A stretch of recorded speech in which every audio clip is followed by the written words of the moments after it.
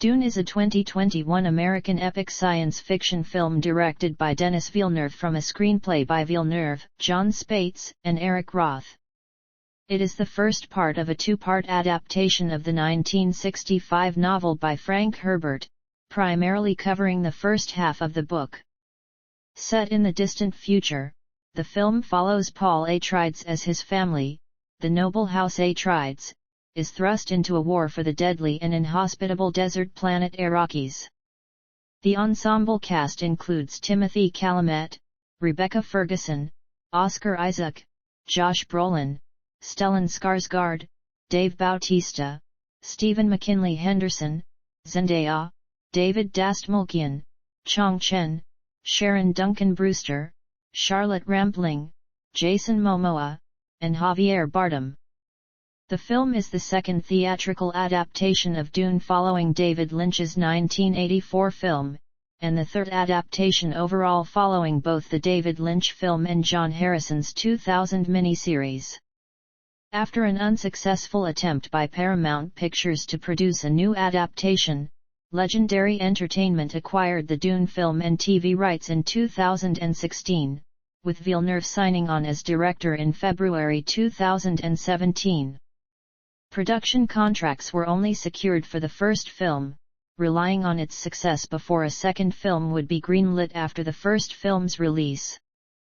Filming took place from March to July 2019 at locations including Budapest, Jordan, Norway, and Abu Dhabi.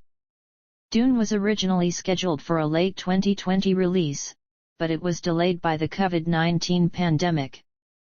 The film premiered the following year at the 78th Venice International Film Festival on September 3, 2021, ahead of its international release on September 15, 2021.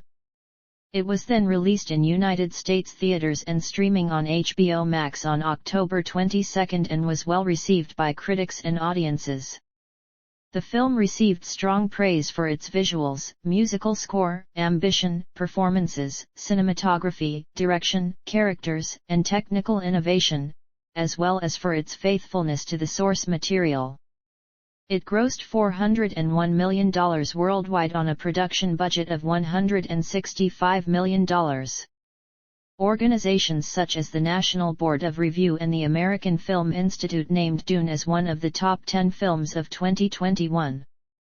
Among its numerous awards and nominations, it received 10 nominations at the 94th Academy Awards, including Best Picture and Best Adapted Screenplay, and won the most awards of the ceremony with 6, Best Sound, Best Original Score, Best Film Editing, Best Production Design, Best Visual Effects, and Best Cinematography. A sequel, Dune, Part 2, is set to be released on November 3, 2023. Plot. In the distant future, Duke Leto of House Atreides, ruler of the ocean planet Caladan, is assigned by the Padishah Emperor Shaddam IV of House Corino to replace House Harkonnen as the fief holder of Arrakis, a harsh desert planet and the only source of spice, a valuable psychotropic drug that imparts heightened vitality and awareness to its users. It is critical for faster-than-light interstellar travel, as it grants Spacing Guild navigators the limited prescience needed for safe navigation. Shaddam intends to have House Harkonnen retake the planet with the secret aid of his Sardaukar troops, eradicating House Atreides, whose spreading influence he considers a threat to his power. Leto is reluctant, but sees the advantages of controlling Arrakis and forming an alliance with its native population, skilled fighters known as the Fremen. Leto's concubine, Lady Jessica, is an acolyte of the Bene Gesserit, an exclusive sisterhood whose members possess advanced physical and mental abilities. As part of their centuries-long breeding program, they instructed her to bear a daughter whose son would become the Kwisatz Haderach, a Bene Gesserit and messianic super-being with the clairvoyance necessary to guide humanity to a better future. However, she disobeyed and bore a son, Paul. Throughout his life he is trained by Leto's aides, Duncan Idaho, Gurney Halleck, Suk Dr. Wellington Yu, and the Mentat Thufir Hawat, while Jessica teaches him Bene Gesserit disciplines. Paul confides in Jessica and Duncan that he is troubled by visions of the future. In response, the Reverend Mother and Imperial Truthsayer Gaius Helen Mohiam visits Kaladin and subjects him to a death alternative test to assess his humanity and impulse control, which he passes. Mohiam insists that Baron Vladimir Harkonnen spare Paul and Jessica during his coup, to which he duplicitously agrees. House Atreides arrives at Arrakeen, the fortress stronghold on Arrakis, where Duncan's advance party learned about the planet and Fremen. The natives revere Paul and Jessica, which Jessica explains is due to the Bene Gesserit sowing beliefs on the planet centuries earlier. Leto negotiates with the Fremen's chieftain, Stilgar, and meets planetologist and imperial judge of the change Dr. Liet Kynes, known outside the Fremen as Dr. Kynes. Kynes informs Leto, Paul, and Halleck of the dangers of spice harvesting, including giant sandworms which travel under the desert. During a flight, they spot a sandworm approaching a spice harvester with a stranded crew, whom they successfully rescue. However, Paul's exposure to the spice outside triggers intense premonitions. After a failed attempt to assassinate Paul, Leto places his soldiers on high alert. He disables Arrakeen's shields and allows Harkonnen and Sardaukar troops to invade Arrakeen. He incapacitates Leto and tells him he made a deal to deliver him to the Baron in exchange for freeing his captive wife. He replaces one of Leto's teeth with a poison gas capsule and is killed after delivering Leto to the Baron, who already had Yu's wife dissected anyway. Leto releases the gas, killing himself and everyone inside, although the Baron survives but is wounded. Duncan manages to escape. Harkonnens capture Paul and Jessica, though the latter kills their captors using a Bene Gesserit skill known as the Voice, a means of controlling others verbally. Stranded in the desert, they spend the night in a tent, where Paul has visions of a holy war spreading across the universe in his name. The Baron gives command of Arrakis to his nephew, Rabban, and orders him to restart spice production to recover his costs. Paul and Jessica are found by Duncan and Kynes. They head to an old research station, but are found by the Sardaukar.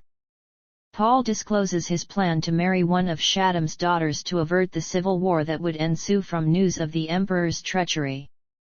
Duncan sacrifices himself to enable them to escape. They separate, but Kynes is caught and stabbed by Imperial troops, so she summons a sandworm that devours them all. In the deep desert, Paul and Jessica encounter Stilgar's tribe, including Chenny, the girl in Paul's visions. Fremen warrior Jamies challenges Stilgar's lenience to them and challenges Paul to a ritual duel to the death.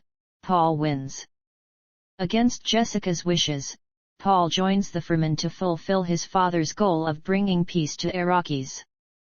Cast: Timothy Chalamet as Paul Atreides, ducal heir of House Atreides. Rebecca Ferguson as Lady Jessica, Paul's Bene Gesserit mother and consort to Leto. Oscar Isaac as Duke Leto Atreides, Paul's father and the leader of House Atreides. Josh Brolin as Gurney Halleck, weapons master of House Atreides and one of Paul's mentors. Stellan Skarsgård as Baron Vladimir Harkonnen, leader of House Harkonnen, enemy to House Atreides, and former steward of Arrakis.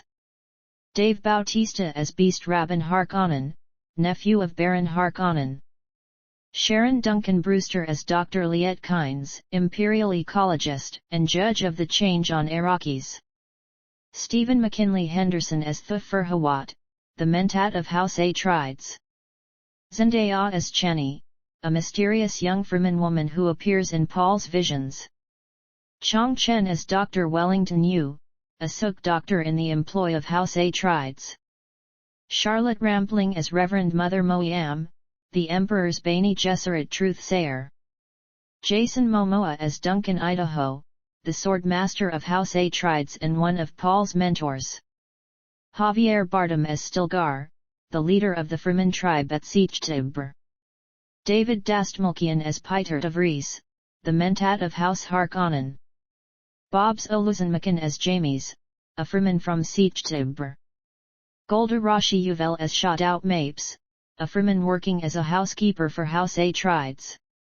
Roger Ewan as Lieutenant Lanville, Gurney Halleck's second-in-command. In addition, Benjamin Clementine briefly appears as Herald of the Change, the head of an imperial delegation to Caladan, while Joel cameos as a servant to Baron Harkonnen alongside Dora Capalna-Schwab, and the trio of Marianne Faithfull, Jean Gilpin, and Ellen Dubin voice the ancestral Bene Gesserit, whose voices are heard by Paul in his visions.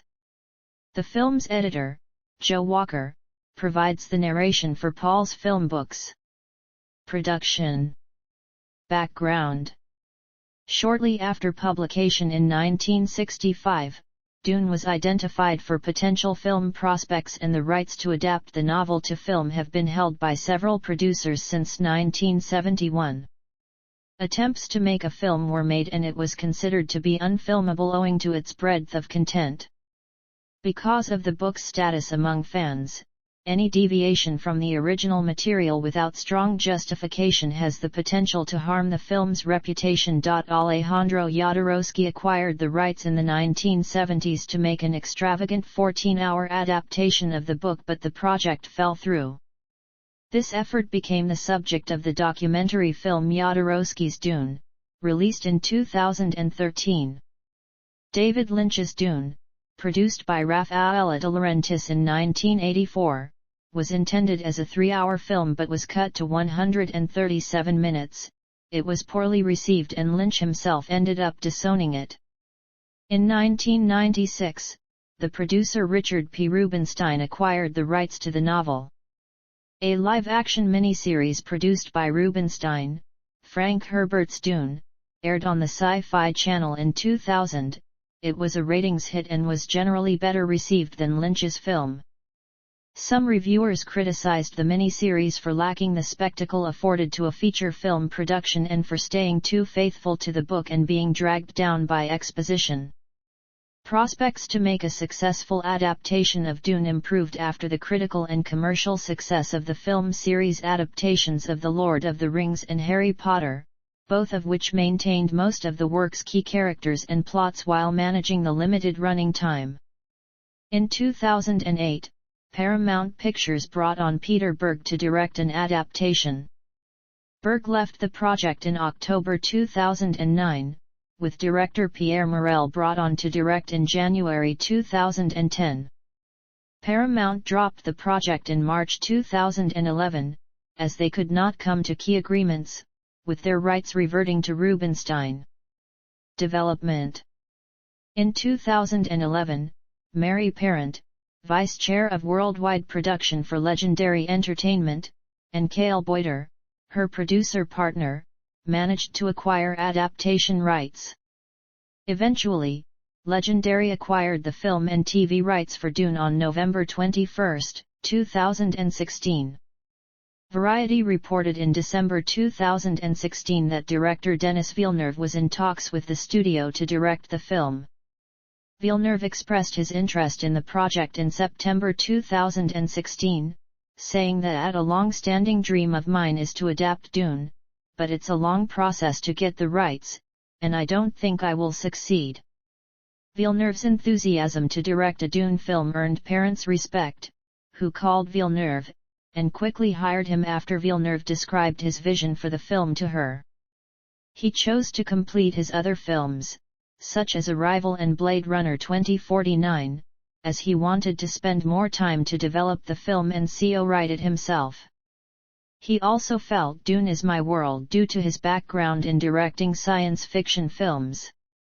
By February 2017, Villeneuve was officially confirmed to be directing the film. Some of Villeneuve's previous collaborators on the film's Arrival and / Blade Runner 2049 returned for Dune, including film editor Joe Walker, production designer Patrice Vermette, visual effects supervisor Paul Lambert, sound designer and editor Theo Green, sound editor Mark Mangini, and special effects supervisor Gerd Nefzer. Other previous collaborators were slated to work on Dune but dropped out before production began, including visual effects supervisor John Nelson and cinematographer Roger Deakins, who was replaced in December 2018 with Greg Fraser. Dune was produced by Villeneuve, Parent, and Cale Boyder, with Tanya LaPointe, Brian Herbert, Byron Merritt, Kim Herbert, Thomas Tull, Jon Spaihts, Richard P. Rubinstein, John Harrison, and Herbert W. Gaines serving as executive producers and Kevin J. Anderson as creative consultant. Game of Thrones language creator David J. Peterson was confirmed to be developing languages for the film in April 2019. Writing. In March 2018, Villeneuve stated that his goal was to adapt the novel into a two-part film series. He secured a two-movie deal with Warner Bros. Pictures, in the same style as the two-part adaptation of Stephen King's It in 2017 and in 2019. He chose to make two films as he felt that the novel was too large and complex for one. Subsequent dealings secured the production of the first film and new production deals were made to start production for the second. Eric Roth was hired to co-write the screenplay in April, and Jon Spaihts was later confirmed to be co-writing the script alongside Roth and Villeneuve. By May 2018, Villeneuve finished a first draft of the script. Brian Herbert also reiterated that the latest draft covered the first half of Dune by July 2018. Legendary CEO Joshua Grode confirmed in April 2019 that they plan to make a sequel, adding that there's a logical place to stop the movie before the book is over. Villeneuve had seen Lynch's adaptation of Dune, and respected both Lynch and the film, but chose not to build on any elements from it, saying I'm going back to the book, and going to the images that came out when I read it. He elaborated on this, adding that there are parts that I love and other elements that I am less comfortable with. So it's like, I remember being half satisfied, and felt he had to make the film with a different sensibility. Furthermore, he also chose not to incorporate concepts that Jodorowsky had laid out for his attempt for a Dune film in the mid-1970s, as he felt it would be very presumptuous and arrogant for me to try. He later explained that previous adaptations of the novel did not fully intimidate him, as he felt that his love for Dune allowed him to focus on his own vision. He compared his experience of making the film to archaeology, describing the process as going back in time and finding those images mixed with emotions, and bringing them back to life and trying to honor them as much as possible. In adapting the book for a contemporary audience, Villeneuve wanted to reflect on realities that have happened since that time related to contemporary overexploitation of the earth, and he considered his screenplay a coming-of-age story, but also a call for action for the youth. He sought to streamline many parts of the novel for the film, and also wanted to keep the atmosphere and poetry of the book intact. This included eliminating internal monologues and epigraphs used in the book and modernizing the outdated dialogue.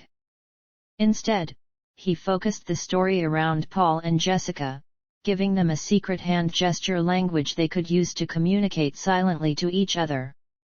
The film also minimizes many of the aspects around the Emperor and the politics surrounding the Imperium, as he believed he could keep the scope of the novel and its exploration of how power is used, while still keeping the focus on Paul's coming-of-age story. Some characters were given less prominence, such as Baron Harkonnen, members of his court, and the Mentats Thufir and Piter de Vries, but established enough so that they can be used in the future.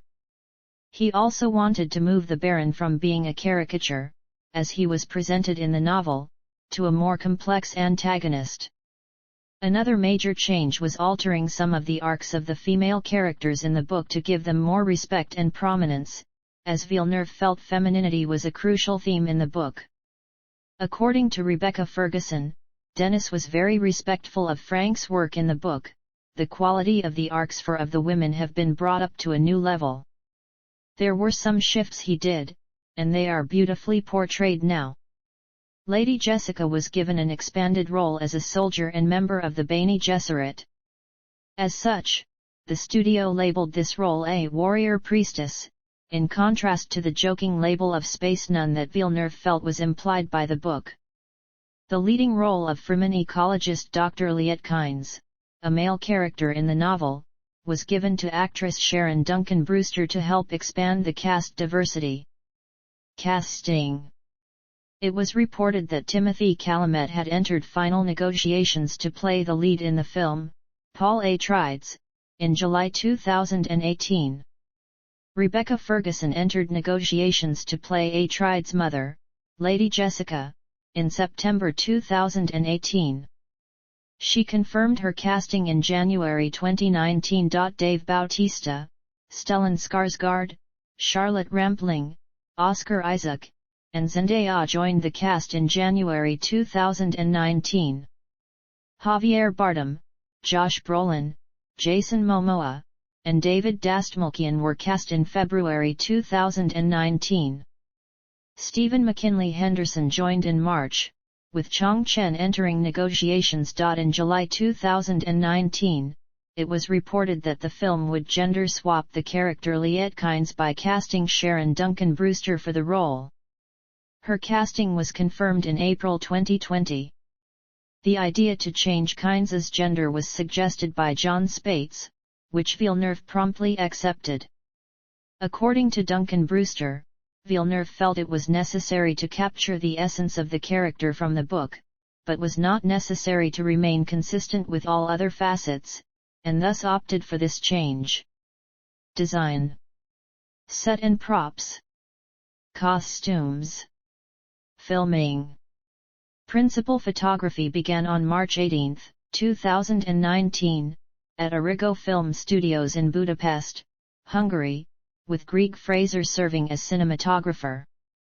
The film was shot for the IMAX format with an IMAX-certified ARRI Alexa LF camera and an IMAX-certified Alexa Mini LF prototype, equipped with Panavision's large-format lenses in the Ultra Vista and H-series lineup, with select scenes seeing the aspect ratio opened up to 1.90:1 on all IMAX screens, and to 1.43:1 on select IMAX screens outfitted with IMAX's dual laser projection system.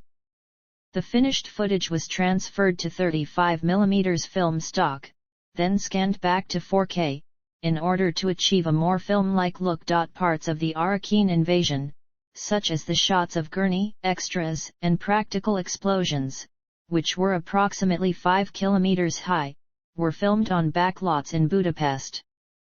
The interiors of ornithopters were filmed on hilltops outside Budapest, with a 25-foot-high and 360-degree sand-colored ramp circling a large gimbal, which the team called the dog collar.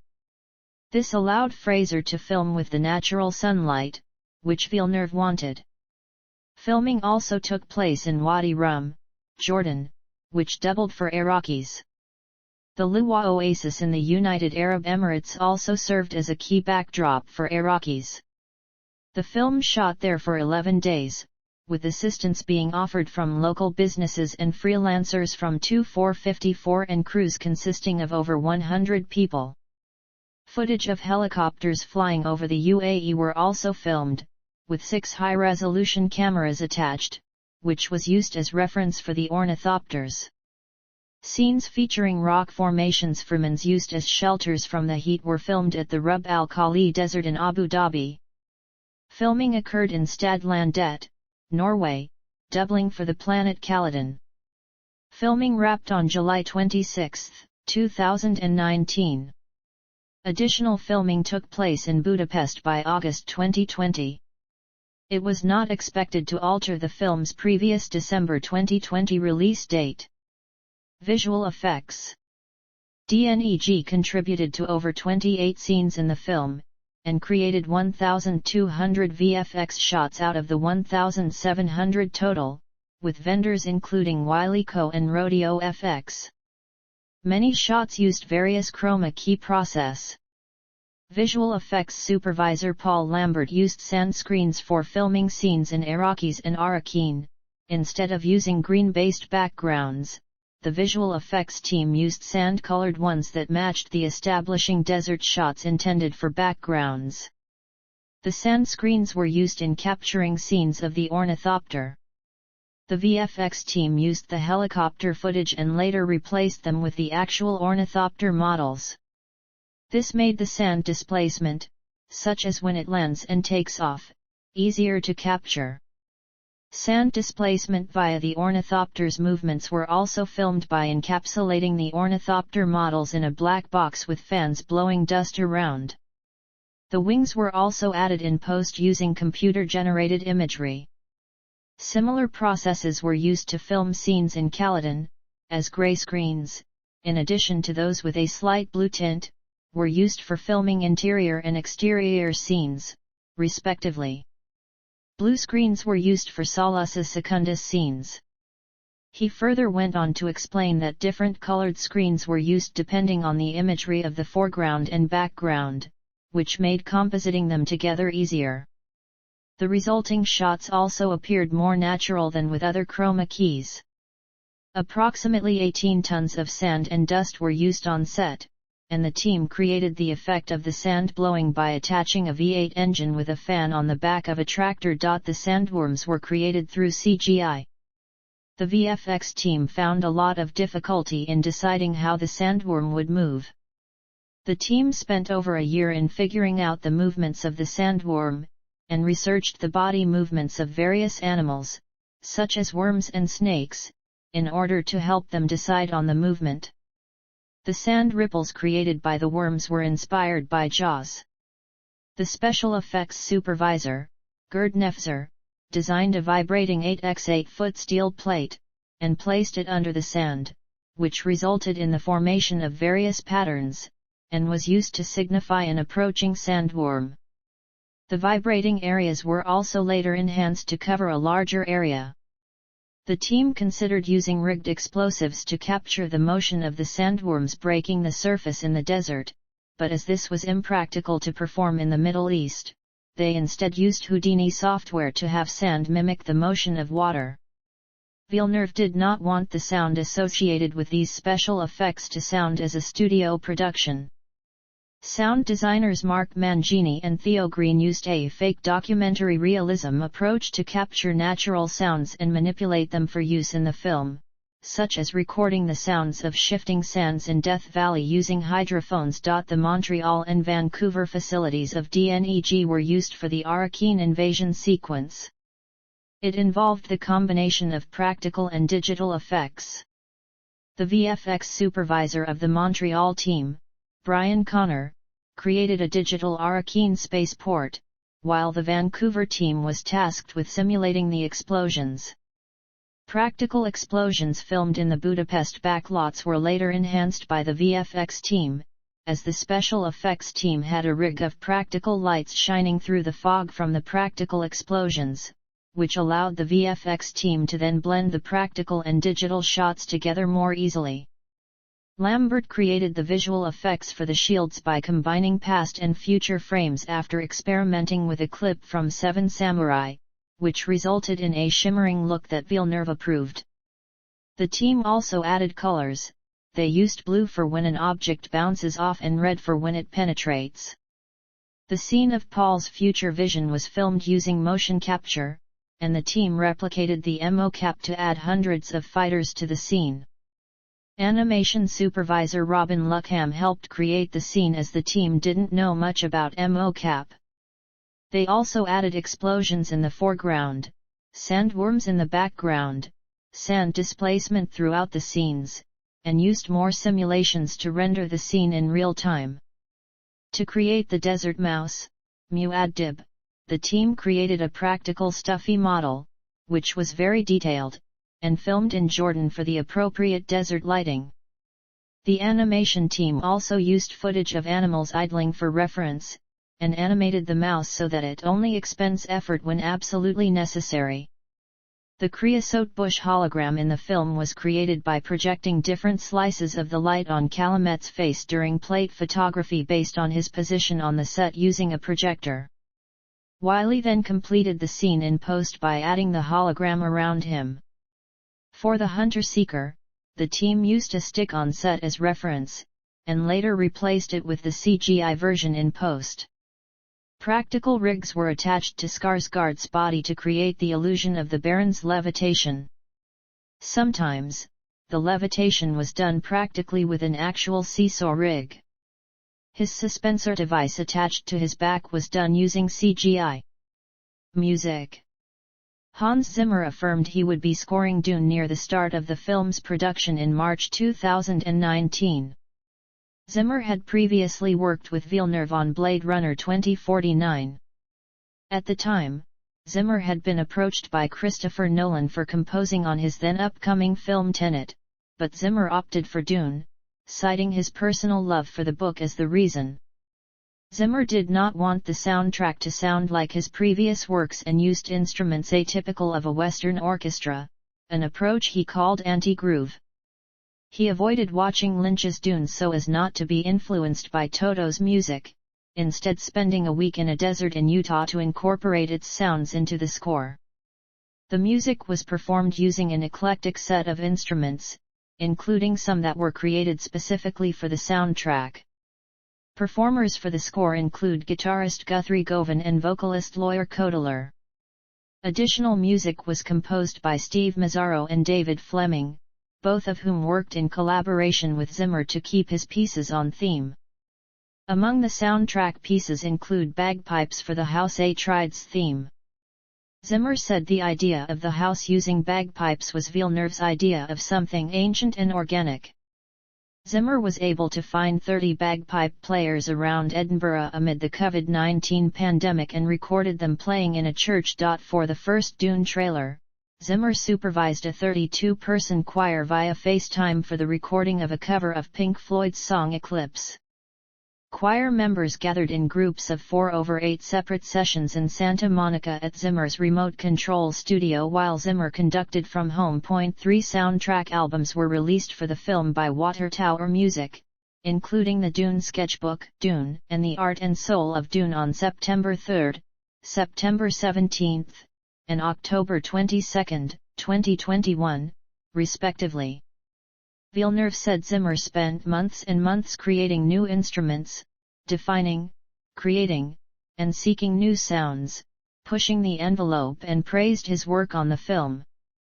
2 singles were released on July 22, titled Paul's Dream and Ripples in the Sand. The film's score was nominated for the Best Score Soundtrack for Visual Media at the 2022 Grammy Awards. Marketing. Vanity Fair published a 2-part extensive first-look report on Dune by April 14, 2020.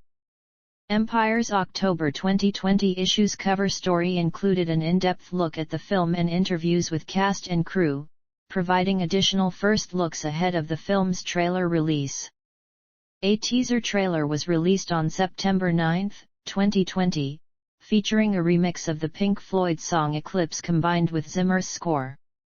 Zach Sharf of IndieWire gave the trailer a positive review, and wrote it's full of eye-popping set design, in addition to stating, the two have brought a tangibility to Frank Herbert's world that should make Dune a visceral experience for moviegoers. Miles Surrey from The Ringer also gave the trailer a positive review, and felt the trailer undoubtedly looks promising and noted that though the source material has been notoriously unadaptable, though he felt the curse could be broken due to the cast and Villeneuve's direction. Similarly, Deadline Hollywood's Dino Ray Ramos also praised the trailer for its scale, writing that it contained sci-fi prestige and the epic scale that includes mind-boggling action, elegant cinematography, and fantastical nuances that still leave room for grounded and very human storytelling. The first 10 minutes of the film were screened in select IMAX theaters worldwide on July 21 and 22, 2021, in an event that also included a behind-the-scenes look at the film and the debut of the film's theatrical trailer, on July 22. Angela Watercutter of Wired stated that the trailer is begging you to see it in theaters. Jennifer Yuma from Variety praised the cast and visuals, and praised its scope, calling the trailer epic. Similarly, Aaron Couch from The Hollywood Reporter also praised the cast and thought the film was an ambitious sci-fi adaptation. Anthony Breznican from Vanity Fair also gave the trailer a positive review and stated, "It will seem more mysterious to those unfamiliar with the story, but like Chani does herself in those dream missives to Paul, it hints at big, impressive things to come. Vulture's Zoe Haylock was also impressed by the trailer, and advocated watching the film in theaters, praising the visuals as transcendental natural settings. Writing for Entertainment Weekly, Christian Holub felt the trailer sets the stage cleanly. On February 26, 2019, Funcom entered into an exclusive partnership with Legendary Entertainment to develop games related to the upcoming Dune films. In September 2020, McFarlane Toys started a line of 7-inch figures modeled after characters from the film. A 12-inch figure of Baron Harkonnen was introduced at the same time. The action figures were released in December 2020. An artbook, The Art and Soul of Dune, was released alongside the film on October 22, 2021. The book was written by the executive producer Tanya LaPointe, and it included a soundtrack album of the same name composed by Zimmer. The book was available in both a standard and deluxe edition. Release: theatrical and streaming. Dune was originally scheduled to be released on November 20, 2020, but was pushed back to December 18, 2020. The film was then delayed by the COVID-19 pandemic, this time to October 1, 2021, taking over the release date slot of The Batman, where it was theatrically released in 3D. In late June 2021, Warner Bros. Delayed the film's American release date again by 3 weeks to October 22, 2021 to avoid competition with No Time to Die. Over a month before the domestic North American release date, the film had a staggered theatrical release schedule in most international markets that do not have HBO Max, beginning on September 15, including France, Italy, Sweden, and Switzerland. A week ahead of the United States release, Warner Bros. Announced that the film's availability on HBO Max would start on the evening of October 21, 2021, correlating with typical early Thursday theatrical showings for films released on Fridays. Like all 2021 Warner Bros. Films, Dune was streamed simultaneously on HBO Max for a period of 1 month. The film was then removed from the service and followed the normal home media release schedule, similar to the process Warner Bros. Used for Wonder Woman 1984. Villeneuve was one of several directors, alongside movie theater chains and production companies, who expressed disappointment and displeasure over the move.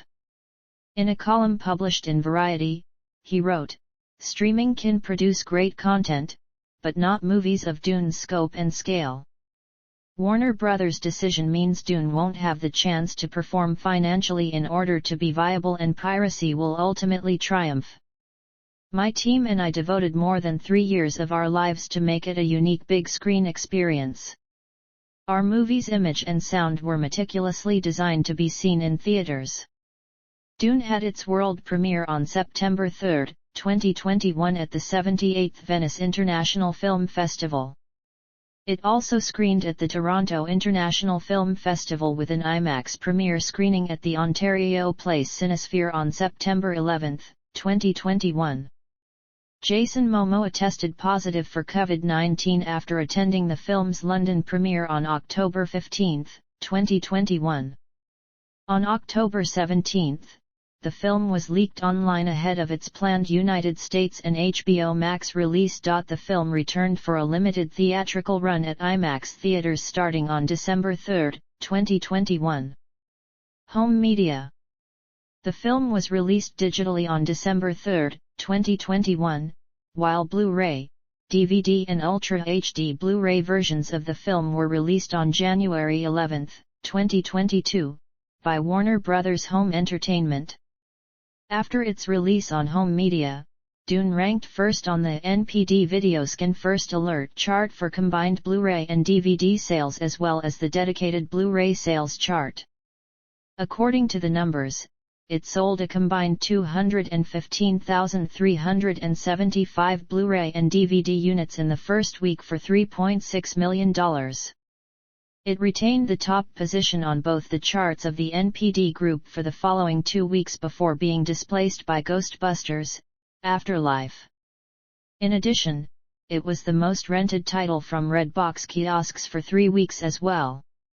It was the highest-selling movie for the month of January according to the NPD Videoscan First Alert chart. Reception.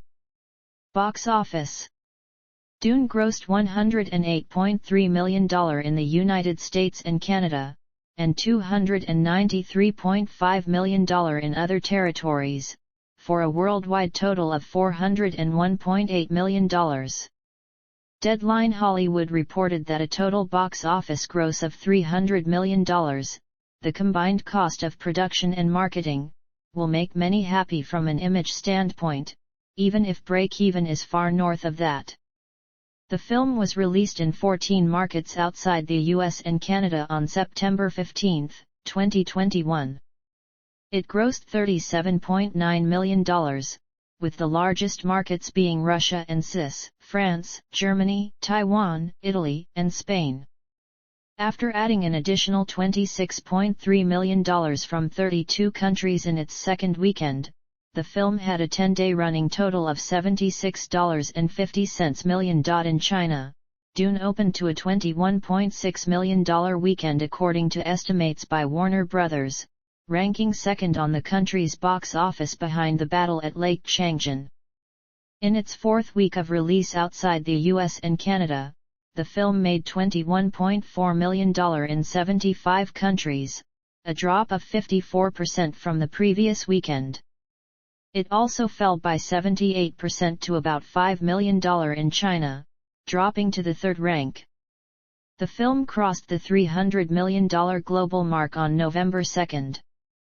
During the fifth weekend it earned $11.1 million, a drop of 52%. This included $2.1 million in China where it dropped to the fifth rank. In the US and Canada, the film made $41 million in its opening weekend from 4,125 theaters, surpassing its projected opening weekend estimates of $35 million and besting the debut of Godzilla vs. Kong for the highest opening weekend for Warner Bros. During the pandemic era. Of that opening weekend take, $17.5 million came from its first-day ticket sales, including $5.1 million from Thursday night previews. Dune also had the best opening of Villeneuve's career. The film fell 62% in its second weekend to $15.5 million, though it remained atop the domestic box office. In its third weekend it dropped by 51% to earn $7.6 million, and was displaced by Eternals from the top rank. On November 25, 2021, Dune became the second Warner Bros. Film of the pandemic era to cross $100 million in the US and Canada, following Godzilla vs. Kong. After its return to IMAX for a week on December 2, the film earned an estimated $1.8 million during the weekend, a drop of 13% from the previous weekend, primarily due to earning around $1 million from IMAX. In Australia it debuted atop the box office chart, earning $3.4 million in the opening weekend. The $400 million global mark was crossed on February 14, 2022, with the largest running total countries outside the US and Canada being China, France, the UK, Germany, and Russia. Streaming viewership. According to Samba TV, the film was watched in over 1.9 million US households during its first 3 days of release, which grew to 2.3 million within its first week of release. 3.9 million US households had watched the film within its first 30 days of release. According to TV Time, it was the most watched film overall in the United States from the first to the third week of its release consecutively, before dropping to the sixth rank in its fourth week. The film rose to the third rank on TV Time's chart in the final week of its availability. It was the 9th most streamed film of 2021 according to the service. By March 20, the film had been streamed in 5.3 million households in the US, including 996,000 since the Oscar nomination announcements on February 8. After its release on PVOD services, Dune debuted at the second position on iTunes and Vudu charts, while being ranked 7th on Google Play. The following week it fell to the 7th position on iTunes and the 3rd position on Vudu, while maintaining its ranking on Google Play. After falling out of the charts for 2 weeks, it found renewed interest as it rose to the 10th position on iTunes, 7th position on Google Play, and the 5th position on Vudu. It however fell out of the iTunes and Google Play charts again in the following week, while dropping to the 10th position on the Vudu chart. The film was the highest-selling title on Redbox's digital service for the week of January 24-30, 2022. It was also the top-ranked film on iTunes during the same week. Following the Academy Awards nominations, it re-entered the top 10 charts for iTunes, Google Play and Vudu. Critical response. On the review aggregator website Rotten Tomatoes, 83% of 486 critics' reviews are positive, with an average rating of 7.60/10. The website's consensus reads, Dune occasionally struggles with its unwieldy source material, but those issues are largely overshadowed by the scope and ambition of this visually thrilling adaptation. Metacritic, which uses a weighted average, assigned the film a score of 74 out of 100, based on 67 critics, indicating generally favorable reviews. Audiences polled by CinemaScore gave the film an average grade of A on an A and to F scale, while those at PostTrack gave it an 84% positive score and 66% saying they would definitely recommend it. Following its premiere at the Venice Film Festival in September 2021, early reception was generally positive, with the film receiving praise for its ambition, story, scope, and technical prowess.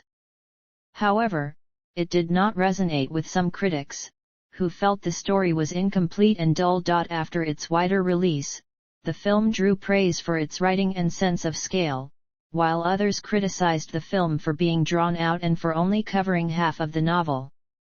Ben Travis of Empire magazine gave the film 5 out of 5 stars and stated, an absorbing, awe-inspiringly huge adaptation of Frank Herbert's novel that will wow existing acolytes, and get newcomers hooked on its spice-fueled visions. If Part 2 never happens, it'll be a travesty. Robbie Collin of the Daily Telegraph also gave the film a 5-star rating, calling it majestic, unsettling and enveloping. Zan Brooks of The Guardian referred to the film in his 5-star review as dense, moody, and quite often sublime, the missing link bridging the multiplex and the Arthus. In a positive review, Justin Chong of the Los Angeles Times wrote, Villeneuve draws you into an astonishingly vivid, sometimes plausibly unnerving vision of the future. Leah Greenblatt of Entertainment Weekly, who graded the film A/B, wrote that Dune is exactly the kind of lush, lofty filmmaking widescreens were made for, a sensory experience so opulent and overwhelming it begs to be seen big, or not at all, and added, the sheer awesomeness of Villeneuve's execution often obscures the fact that the plot is mostly prologue, a sprawling origin story with no fixed beginning or end. Other critics commented on issues related to pacing and handling of the source material. Critic Owen Gleiberman of Variety wrote, it's an act of world-building that runs out of storytelling steam. Dune is out to wow us, and sometimes succeeds, but it also wants to get under your skin like a hypnotically toxic mosquito. As the movie begins to run out of tricks, it turns woozy and amorphous. Kevin Marr of The Times gave 2 out of 5 stars, stating that while every frame is spectacular, Dune is also kind of boring. Reviewing the film for The Wrap, Steve Pond called the film both dazzling and frustrating, often spectacular and often slow, and said, this version of Dune sometimes feels as if it aims to impress you more than entertain you. It's grim on a staggering level, ditching most of the fun of sci-fi yarns in favor of a worldview that feels more like Villeneuve's Sicario or Prisoners than his Arrival. Some reviewers criticized the film for pulling back from the Arabic and Islamic influences that Herbert had used within the novel but still appropriating these elements, as well as the lack of casting of Middle Eastern or North African actors. Spaihts stated that they had to pull back on their use of Arabic culture embedded in the novel for the film. The Arab world was much more exotic in the 1960s than it is today. Today the Arab world is with us, they're our fellow Americans, they're everywhere. If you were to build a kind of Arab future on Iraqis in a novel starting today, you would need to invent more and borrow less. Despite this shift, the film was still found by critics to be heavily influenced by Middle Eastern culture and to be troubled by its lack of MENA casting. Serena Rasool, the founder of Muslim American Casting, called the lack of MENA actors an erasure, and you don't cast MENA or Muslim actors, yet you profit off their culture. That's where it's painful for us as creatives. It means that we are not good enough to be part of the film. The resulting film was seen as more Orientalist as a result.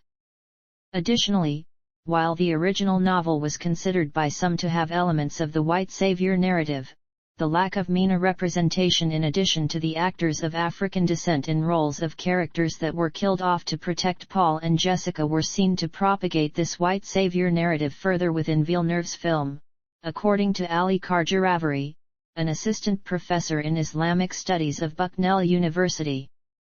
When asked about the white savior narrative, Villeneuve stated what his intent with the film was: it's a critique of that. It's not a celebration of a savior. It's a criticism of the idea of a savior, of someone that will come and tell another population how to be, what to believe. It's not a condemnation, but a criticism. So that's the way I feel it's relevant, and that can be seen as contemporary.